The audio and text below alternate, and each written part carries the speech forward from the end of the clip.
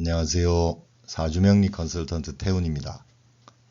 매주 사주명리와 연관된 사안들에 대해 알아보는 위클리 사주명리를 준비하던 중에 구독자님 중 한 분이 연락이 오셔서 요즘 백종원 님이 문제가 많이 생기는 것 같은데 사주상으로는 어떠한지에 대한 문의가 있으셔서 한번 살펴보게 되었는데요.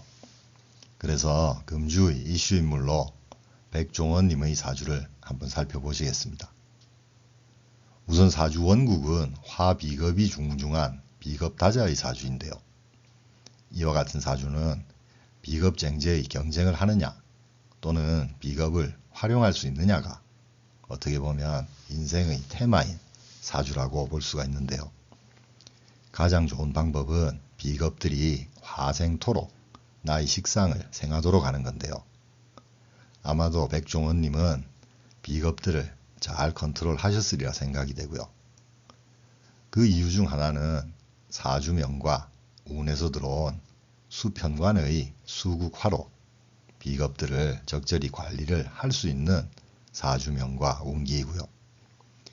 만약 이 사주에 수가 없거나 약하다면 이 중중한 화비겁들을 통제할 수가 없으니 그야말로 비겁쟁제의 사주가 되어 내 재물을 지킬 수가 없는 사주가 될 수도 있겠습니다.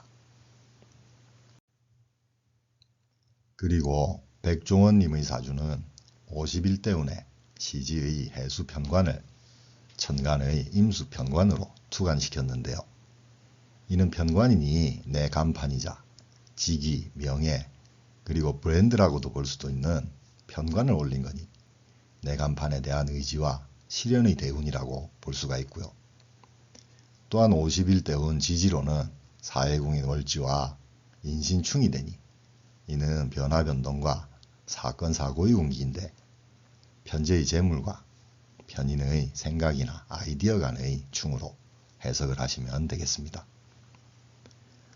그런데 을사년의 세운에서 인사형과 사신형이 걸리니 이는 문제가 좀 있다고 봐야 하는데요. 우선 인사형은 일지 편인의 내 생각과 다른 비견들과의 마찰이고요. 또한 사신형은 월지의 편재 재물과 비견들과의 형에 의한 마찰이니 이는 비견들과의 금전 문제의 형으로도 볼 수가 있는데요. 게다가 대운과의 인사형도 겹치니 형살이 더욱 가중된다고 보셔야 하고요. 그래서 결국은 인사신 삼형살의 운기라 법적인 문제를 포함해서 좀 힘들게 되는 을사년의 운기인데요. 아무래도 을사년은 지나가야 할 것 같고요.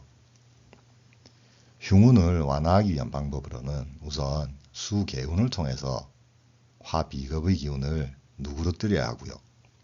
그러면서 해월이나 자월인 11월, 12월에 수기운이 들어오면 인사신 형살의 문제가 어느 정도 수습이 될 것으로 이해를 하시면 되겠습니다. 이번에는 아홉수가 왜 안 좋은가에 대한 언론 기사가 있어 이에 대해 사주명리적인 이해를 한번 해보시면 좋겠는데요.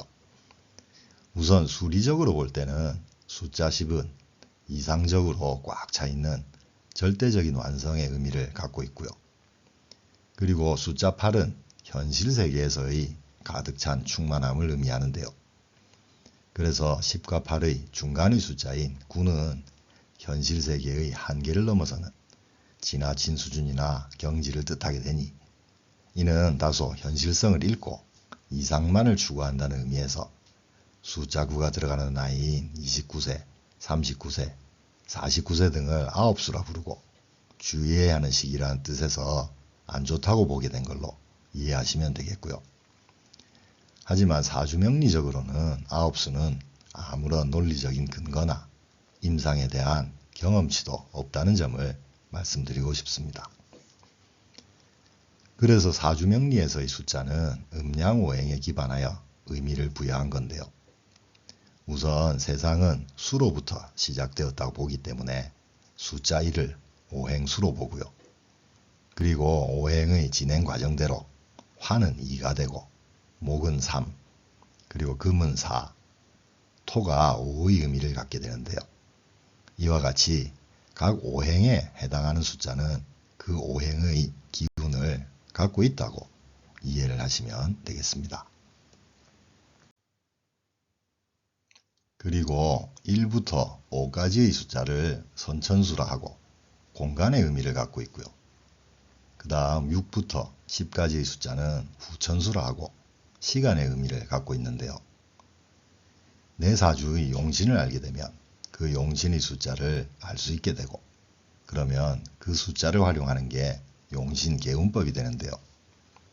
예를 들어 전화번호나 아이디, 비밀번호 등에 내 용신 숫자를 넣어서 자주 쓰게 되면 자연스럽게 용신개운이 되는 거고요.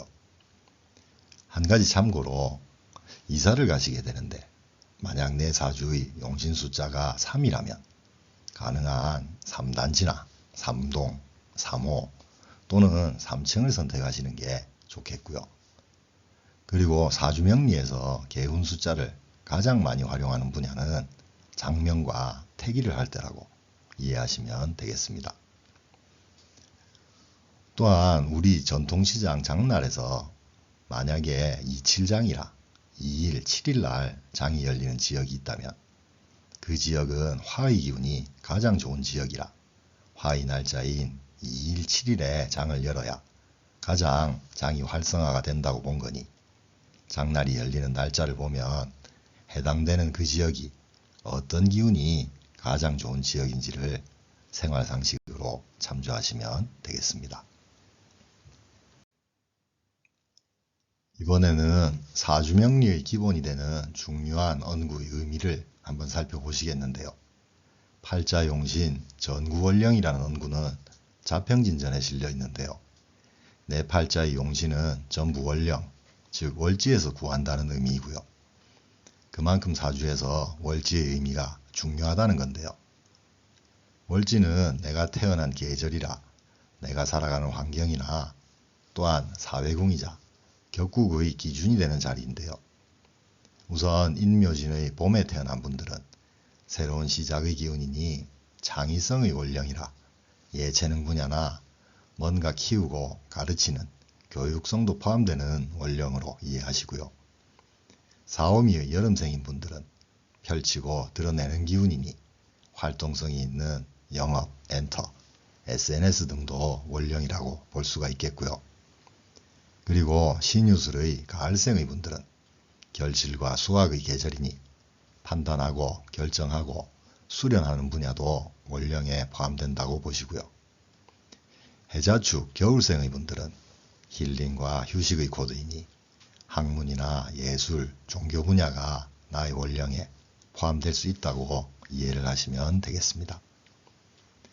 사실 월지에 대한 공부와 이해는 너무 방대해서 계절적인 의미만으로는 해석이 부족하지만 그만큼 월지가 내 사주에서 중요하다는 의미의 언구로 이해하시면 되겠습니다.